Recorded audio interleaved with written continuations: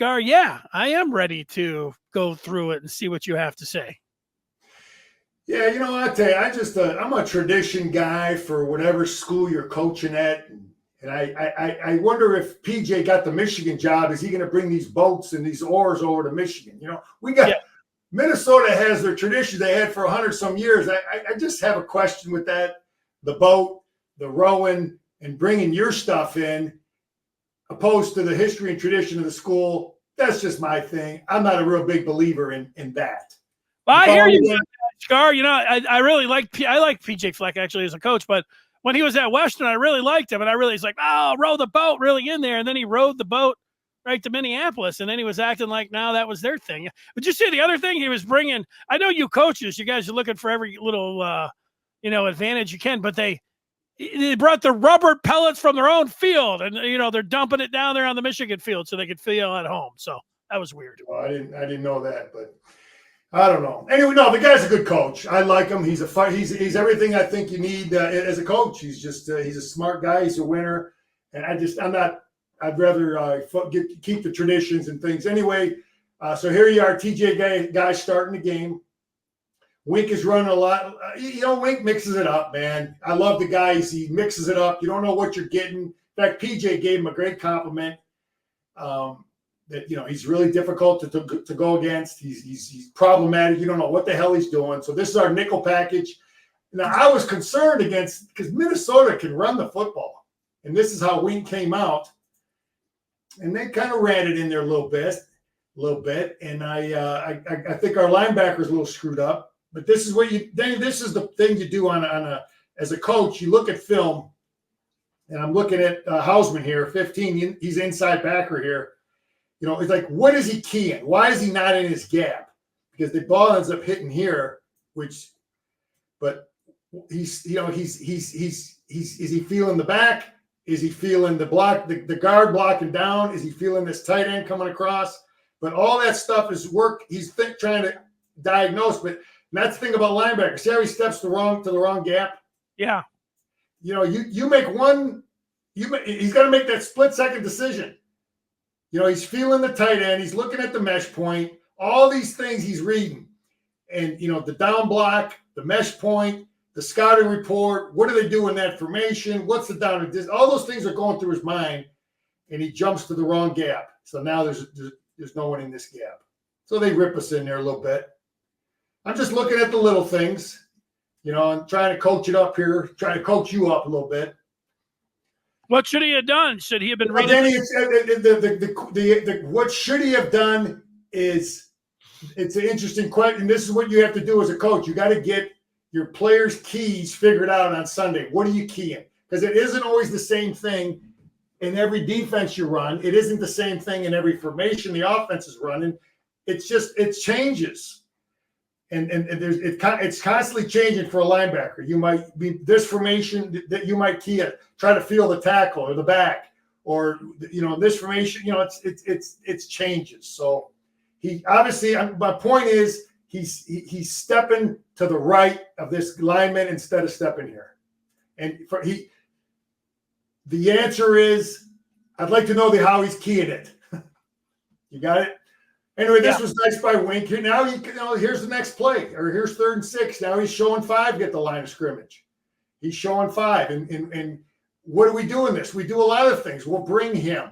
We'll drop him. What does Wink do? He brings the inside backer and he drops this edge guy right to where we need to be. So he drops Hausman, and they're not. Are they expecting that? Probably not. But Wink guessed right. Now you have to ask yourself this, Denny. Is it guessing right, or is it Wink doing his homework? 3rd and 6, down in distance. Where's the ball? What's the formation? What does PJ like to do? Those are all the things that's going through a coordinator's head. When you're coaching defense, you don't just pull stuff out of your out of a hat. So. Yeah, and I think some of that is just good prediction and getting a beat on what the guy's doing, man, based on tendencies. And here's Alex. What's the down and distance? 3rd and 9. What's this end up being? They got 6 guys at the line of scrimmage. ends up being a one-back set, and he makes it happen. This is what we want, more of this. We want them quivered in their boots. Like when we were playing Alabama, man, the biggest problem was when, there's no one open and the guy steps up in the pocket. See, I'd like to see this right here, Denny. See how he looks like straight drop? And then I'd like to see make it look like draw and him foul a linebacker right through. Alabama runs a ton of that. A lot of these spread guys with their running quarterback run that play. You saw he could just foul him right in there. Anyway, this is dangerous stuff. No one's open, take off and run. All right, Denny, a couple of our listeners were talking about trying to get Mullings and Donovan in the game at the same time in the backfield. And if you remember what old Scar said, I don't like the formation because we're going to be a 20-handed team. You know what I mean by that? If Donovan and Mullings are in the game, we ain't running behind 7, which is kind of sad to say that we can't run behind the guy. But that's just the fact. So we execute this play, but I would like to see us be able to run a play where we can run behind Donovan too. So we put Donovan in motion. Okay, he started the play off over here, and he went in motion. This play kind of starts late, so let's run it, and then we run power back away from the motion. So we kick out with Mullins, and then we pull the backside guard. Okay, so with the we came out in a one-back set, but with the motion we end up in a two-back set, right? You follow me, Denny? Which is what some of the people were calling for. Let's have both of them in the game. But like I said, the problem with both those two in the game is we're going to be a 20-handed team, meaning we're going to run to 20 side, and that defenses can see that and they can play defense accordingly. But we are successful here. Anyway, we get a nice down block by our tight end. We get a nice kick out by Mullings. Our guard, Gio's kicking, running through there. And the only guy that I would like to see is if you watch Hinton here. Hinton's on track. This is why I like this play, and this is why Jim likes this play, and Sharon. Then these are easy blocks. All these guys are doing is just staying on track. They're blocking down. If somebody slants into them, they block them. But I'd like to see Hinton come and pick up this backer here. See how he just misses them there? But we still execute it. We rip them for 6 yards. I just like the play, how it's run. And this is great. This is Loveland in the game. The kid's still banged up. You can see he's still hurt. Yeah. But we can do this. We can throw him the football and then just try to land on your good shoulder. So this is great for Alex to do this kind of stuff. He's still a matchup problem. So these are short routes, and that's what we got to be able to do. I like this concept, Denny. This is what's the down and distance, 2nd and 10. We're pulling a guard away. We have the back go away, and we run the screen back this way. This is something I don't remember seeing so much. We got 17 in the game right here. We're going to throw a screen pass to him coming back away from the false pull. This is a false pull, Danny. You pull guys this way. There's a ton of that going on in college football now, more so than we've seen in years. A whole lot of false pulls going away from where the play is. So you got a guard pulling, your back pulling, and here you run screen away from it. And we got to do a better job on this kid here. I think maybe, I don't know if Hinton should be working to get this linebacker instead of going upfield. This kid ends up making the play. So those are decisions that you have to make on the fly. I don't know how he's coached on it, but it's a well executed play. I like it because it's creative and it creates conflict with the false pull. Here's unbalanced. What's the down and distance? 3rd and 1. So we've got just 2 guys to this side of the center. Everybody else is over here. There's a lot of things we could run with this. Let's see what we run. Oh, this play should have been a dead play. This kid's unblocked. Oh yeah, this is the play where we'll look at it.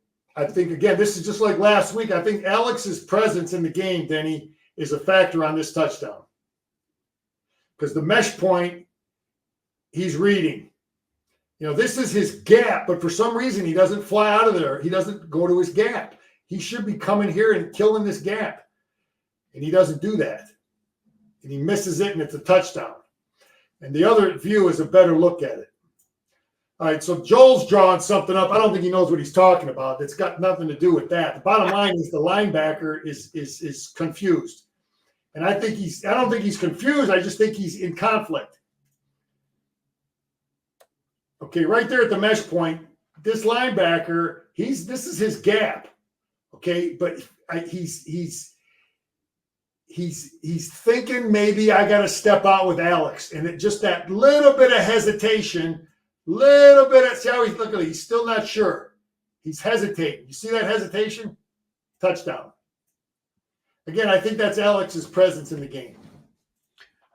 We call that conflict. That's called conflict. He's reading the mesh point, and again, if this is Cade McNamara in the game, I don't think you're having that conflict on the mesh point. You follow me? Oh yeah. So he's the linebacker is feeling it, and still another half-ass fake. Get out there and take 4 steps. Alex, run out here. Pull that defense over here like you got the ball. That's weak, but it's still a touchdown. But you follow me there? Yeah, I feel like I could have ripped off 5-6 yards on that one. Minnesota saw one thing about, I think, Wink is you're going to see a lot of screen against Michigan because we do a lot of pressures, especially to the short side of the field. I left some stuff for Jerry, but Danny, a lot of people are screening us on the short side of the field. Wink likes to bring pressure. Wink likes to bring pressure from the short side. You know, if the ball's on the hash. Mm-hmm. You follow me? Yeah. And I think people like to screen us to the short side of the field. He knows it, and PJ knows it. And we got to tackle this guy. That's too much. Scar nickel. I thought we were a little too much nickel. I was worried about it, man, because this PJ wants to run the ball, man. But then when they have success throwing, but you got to ask yourself, Danny, why is this play a long run against us? You know, the average guy look at it and say, oh, I don't know. They're whatever. Blame. I don't know who you're going to blame. But the biggest problematic guy here is our 3 technique.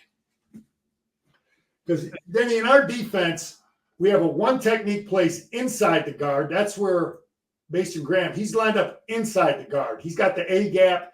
He's punching into the guard from the inside between the center guard gap. That's the 1 technique. The 3 technique is playing into the guard from between the guard and tackle.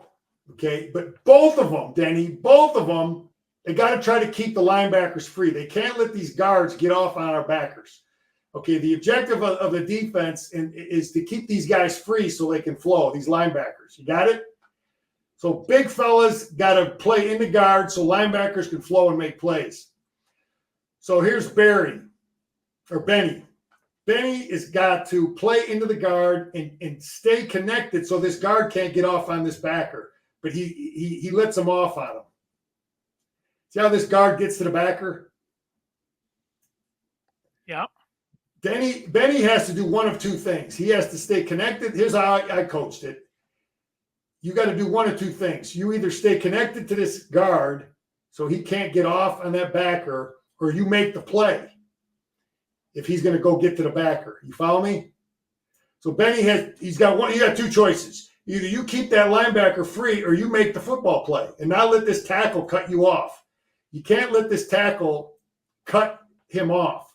You got to stay connected to the guard. Ideally, make both of them block him. Stay connected. You watch Mason Graham to the top. Mason Graham is doing a great job. He's got 2 guys occupied on him. Anyway, that's why that play, I guarantee you, Espo and and Wink, they're looking at the 3 technique. You got to try to keep our backer free. So we're in a 5-1 here. What's it down in distance? 3rd and 8. Again, Wink mixing it up. Who's coming? Who's dropping? Nice deal there. You know, did he anticipate this screen? Is this little hill down here? This kid's getting better. Look at him read this thing. Beats the block. Yeah, buries him. So, Chug Hill. That's Wink does a lot of stuff, man. You got to be smart to play defense for Michigan because we are doing a lot of things, man, to try to confuse the offense. So we get a stop there. Anticipate down and distance. So here's 1st and 15. Now, again, Denny, I'm looking at formations. I'm looking where the ball is. I'm looking at down distance. I think Wink anticipated by formation what this team wanted to do. So he calls the perfect defense. We don't execute it as perfectly as I would have liked. This edge guy needs to get more width because we're running a stunt. We're bringing him under. The edge player should be upfield. And he gets pinned in, and he gets outside of it. I mean, we kill him for a negative play, but this thing should have been in the end zone. We should have been ripping him back here on the 3-yard line. Anyway, I'm giving credit to Wayne because I think he's seeing where's the ball, what's the down and distance, what's the formation, what does PJ like to do? He calls the right stunt. I don't think this is just guessing. Danny, I watched my old films when I played, and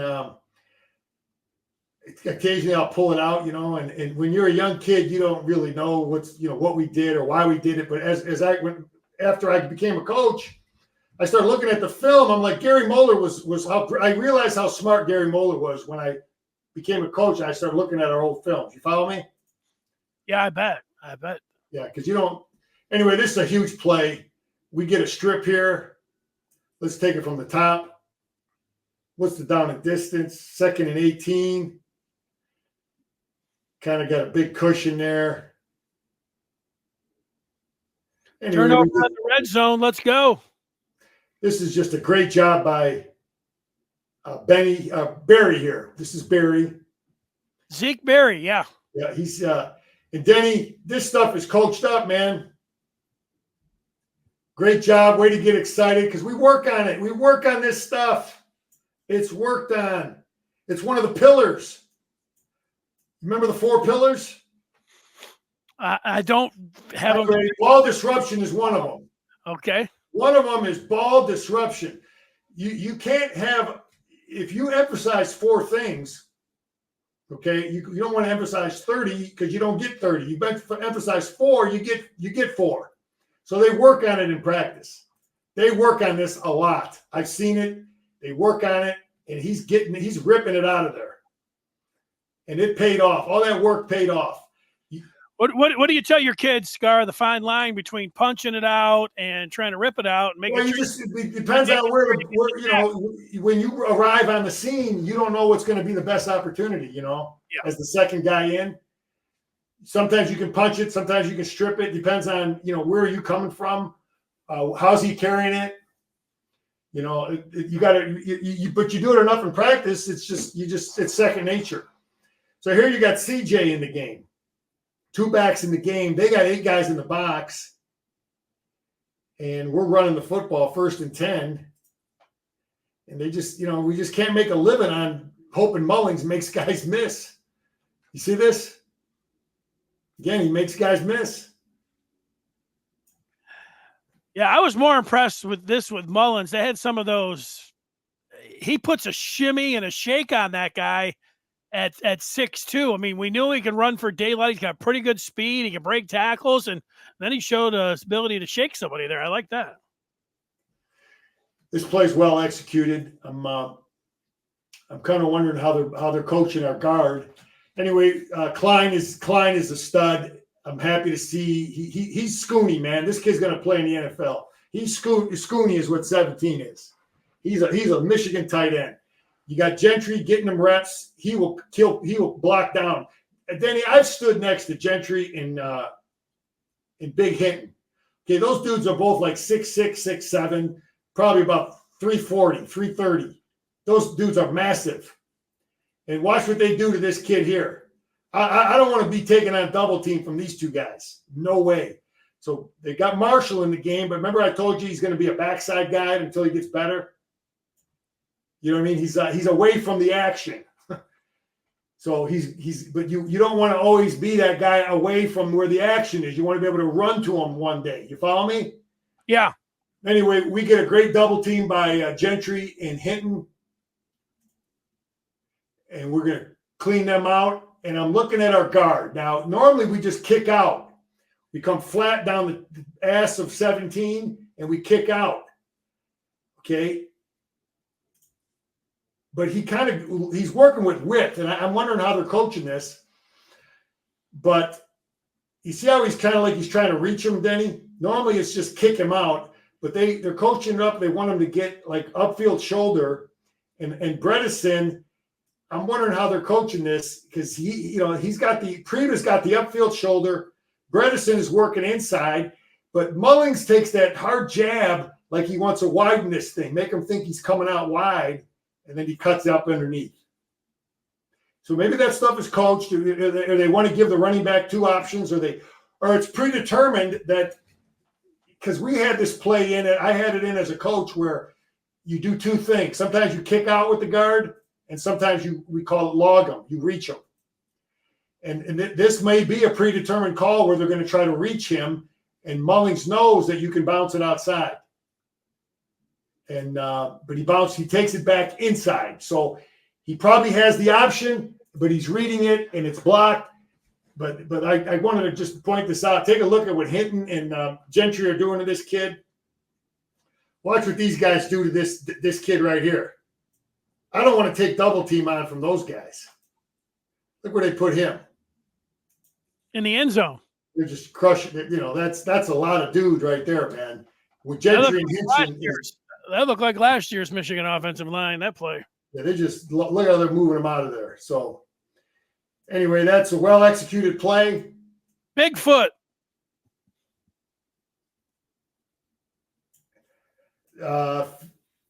Here we go. We got Mason Graham inside. We got a four-man front. And Danny, I said this sometimes. What's the down and distance? 3rd and 11. Sometimes you just say, you know what? We ain't showing nothing. We ain't stunting. We're not doing nothing. But Wink does give Mason Graham an inside go here, meaning he can take an inside rush on the guard. Because normally you got to rush your gap. So he'd have to rush this gap between the guard and tackle. Okay. But he's been rushing outside, and now you give him an inside go, and he beats him clean. See how he beats that guard? Yep. He takes an inside go on him. And that's just a vanilla rush, but you gave him an inside go, and he gets home. This kid's playing great football. See that? Beat him with speed. Line up on the outside eye and then slap across the face. That's a great job. I got the special team coach, JB. This is a good job. This is a poor job by Minnesota protecting. We got 8 up. One on the gunner here, and one guy deep. They don't have enough guys blocking. We got 5 on our left. We got 5 guys rushing. And they only got 3 dudes over here, and then maybe this guy here could come over. Their scheme is weak, but we do a great job. And you cut them loose. Sharon Moore said, you hate to do it sometimes. You get the roughing the punter, then you get pissed off. You don't want to rush a block a punt anymore. But we work on it. We execute. We got them outmanned. It's a great scheme, and this kid here, we got 3 guys. It's hard to see from here, but our inside guy, he has to make sure he takes an inside go on this guy. You don't want to come out here because he'll fan out. But anyway, this guy right here from Minnesota, this kid right here, he's got 3 guys coming at him right now. You got to pick one of them. You should start with the inside and work out. But he doesn't do that. He blocks. He lets 52 go free. He should work inside out. You follow me? Then he always, if you're going to leave somebody, you leave the outside guy, not the quickest route to the punter. So he, instead of blocking 52, who's in here, he steps out. And 52 does a great job. 52 is who, Danny? 52 for Michigan is Keyshawn Bennett. Yeah, he might be getting more clock if we don't get Josiah Stewart back, but they didn't play him. Sounds like Bennett's going to be okay. Sounds like everybody is going to be okay, with the exception of McBurrows, who sounds like he's going to be out for an extended period. All right, so this starts a little late, but this defender, this kid for Minnesota blocked him instead of 52. He should have blocked inside out and make the guy come further off the edge. But what I like from Bennett is he if he doesn't block the punt, he's in a position where he's not going to hit the punter. And you see the ball in, and he does a good job there. And him and these guys are coached up. They're in their lane is they're not going to hit the punter if they don't block it. This stuff is all worked on. See how they go? It's just good stuff. Good job by our special team coach, JB Brown. Yeah, what do I got here? More. I want to see more of this. Easy stuff. We can run that on 1st and 10 on the 20-yard line.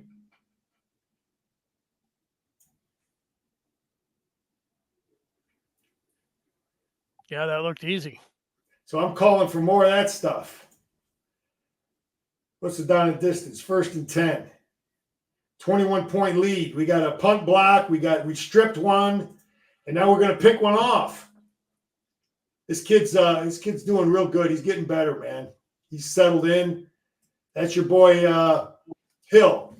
What do you call him? Shug. Is that what they call him? That's what they call him. Yeah, Shug. Okay, Shug making it happen. He's throwing it up there, a prayer. They got the big tall receiver, and our guy position good. He's coached up. He's in there. He's got the right position on him. Get excited, man. Good job.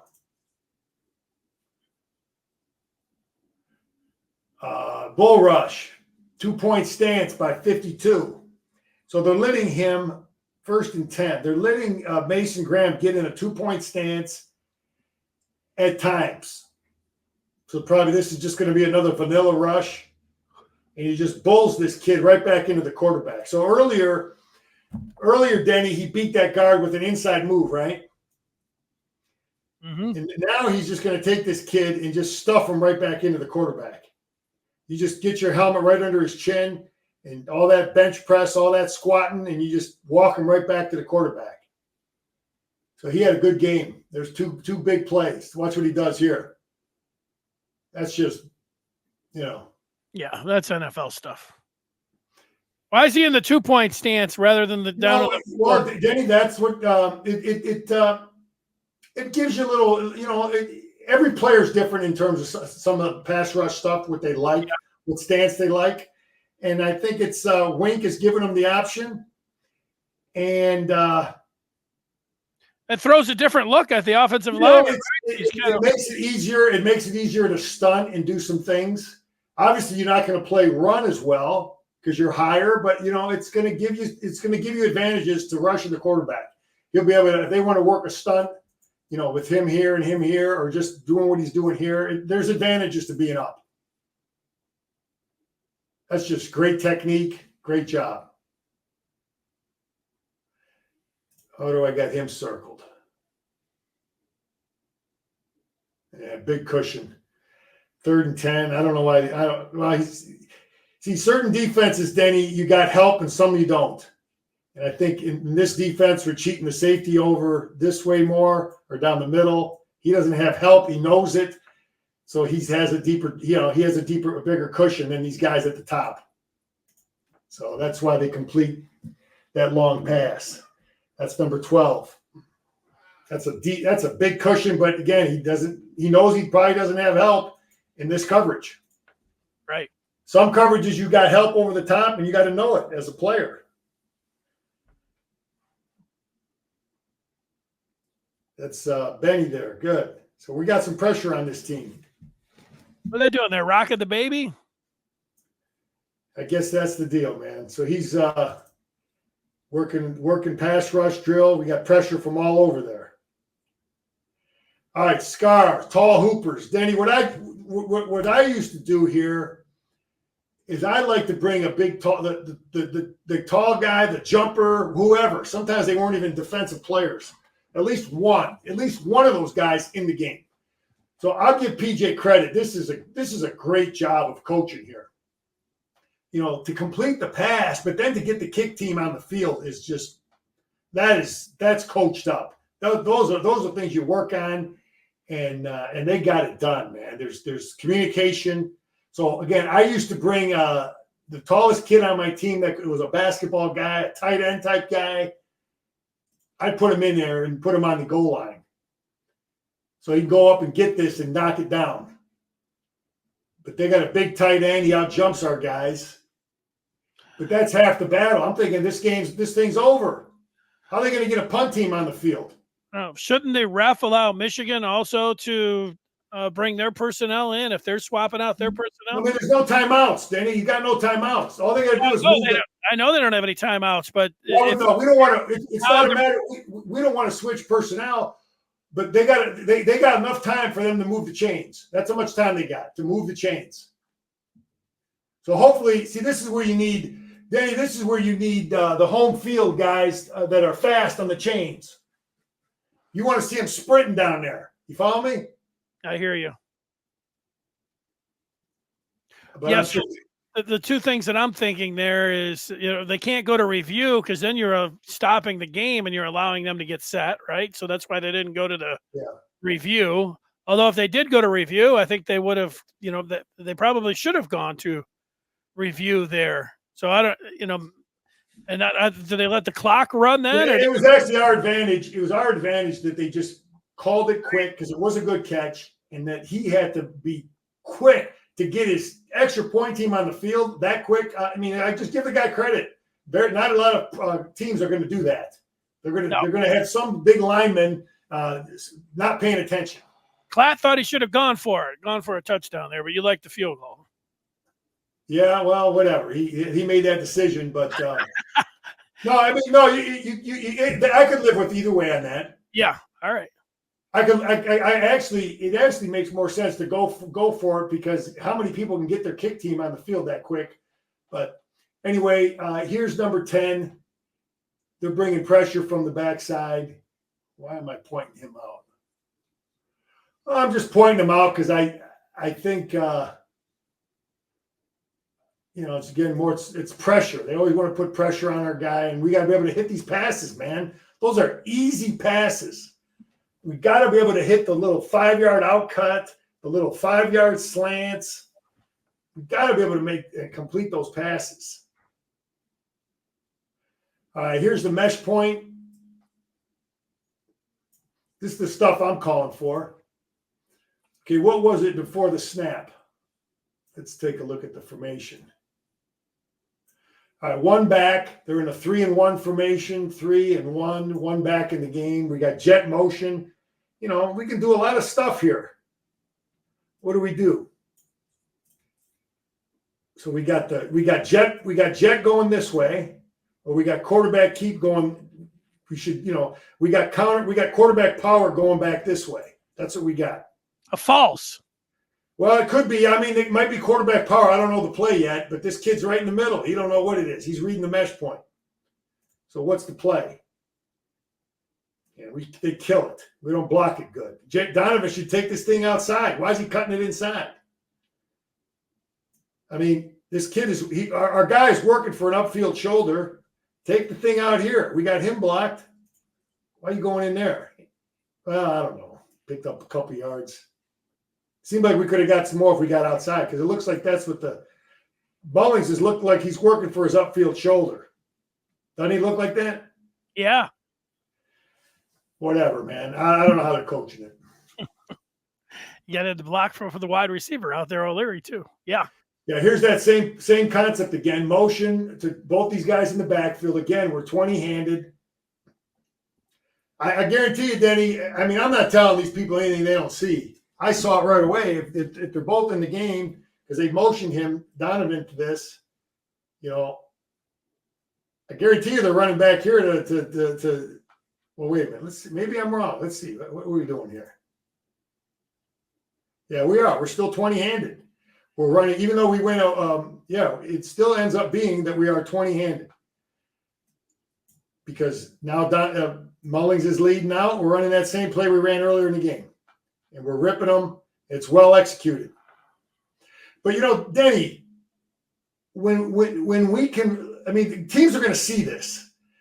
Okay, if you're scouting Michigan and you see Donovan in motion, they're going to know the play's coming back to 20. But we got to be able to run the ball back here with Donovan kicking out. And now they're going to, because now you got him in conflict. You follow me?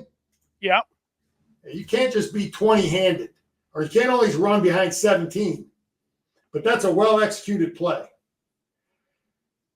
This is away from the defense, away from the defender. He's got to throw this ball away from the defender.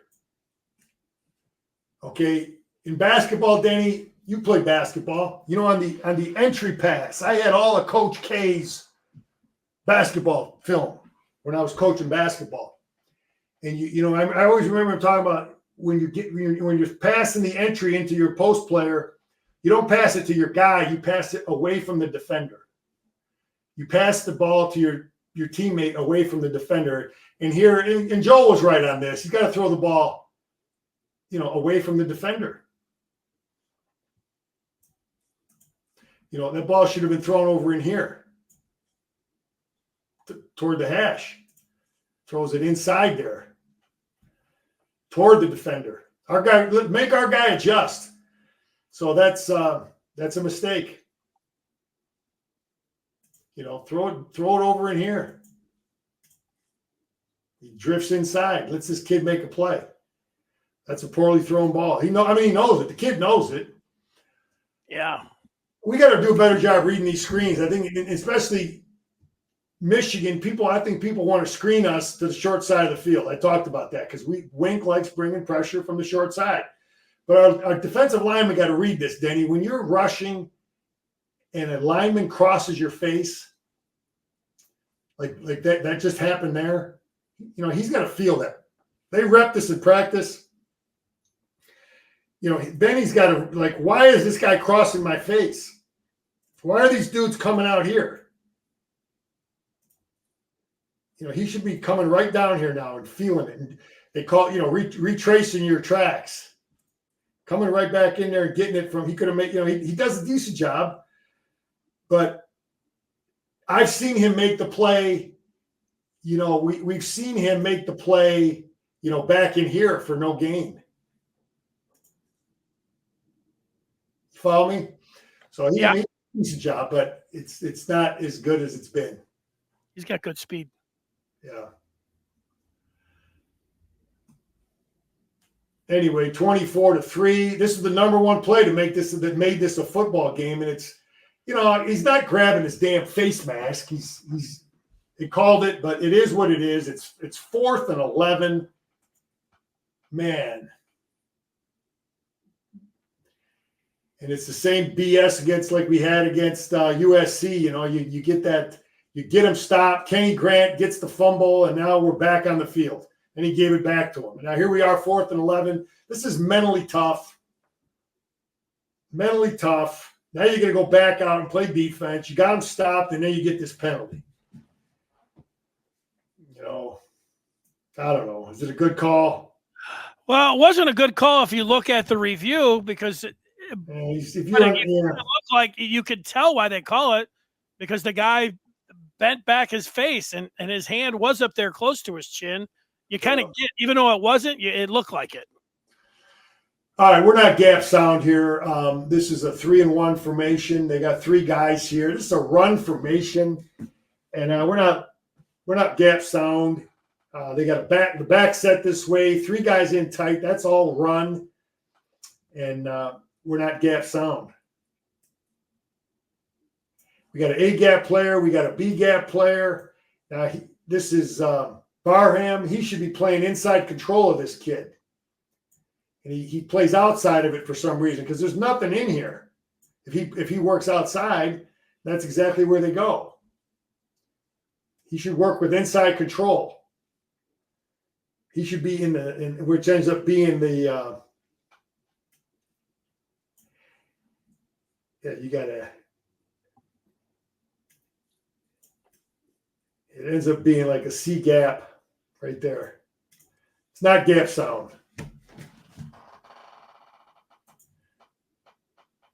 Too easy. This is how I think we're coaching it, Denny.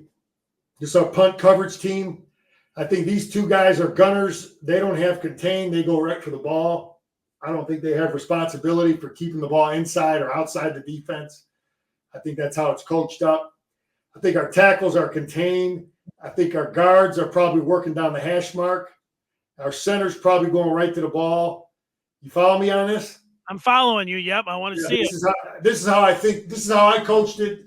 I told you I got my punt protection from John Harbaugh when he was at Cincinnati Bearcats. But we've been pretty good on this, and let's look at it.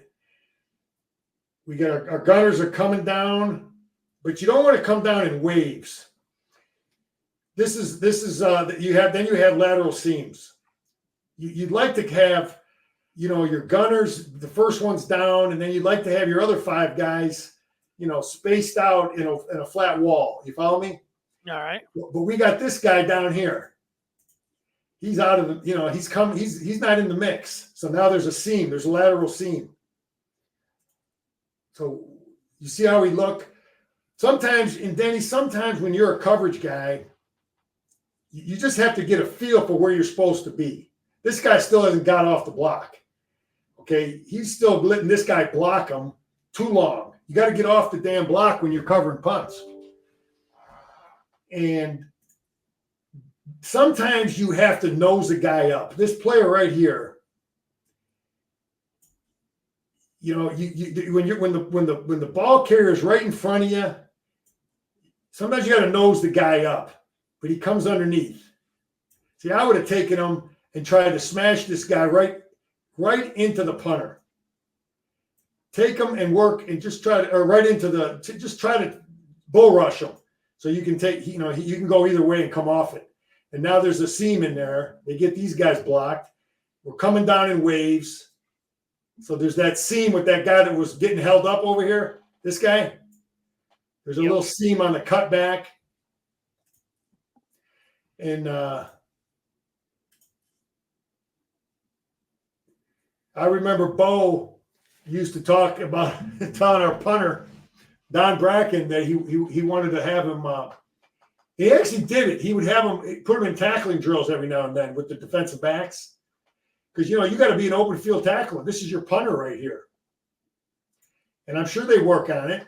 You don't want to get him banged up in practice, but, I think his effort is huge in slowing this thing down to give us a chance.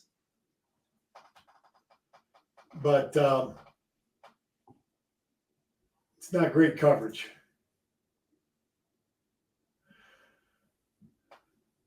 All right, let's take a look. This kid's a flat-out stud. That was a great move, great decision, great scouting. Go identify the right player and get him here. Danny, you talk about this team making this comeback. I mean, the kid made some throws. Look at this narrow window. Hey, tip your hat. Here's 42 bringing pressure. Guy. Good job by him. He's doing good. Helmet came off. Yeah. Yeah. They didn't call that though. No. What do we got here? 3rd and 10, minute 52 left. Can't let them take the inside, man. I mean, you just don't do it. You got to take away the inside. Then it's like basketball, man. You keep your body when you're playing defensive basketball. You keep your body between your ball and the rim, right? The rim is here. You got to stay inside of him. Make him work an out cut. Don't give him the easy one right over the middle. So he lets him pump fake him outside, and then he cuts inside. You can't do that. That's way too much. That's technique. He's got to know. You got to know that.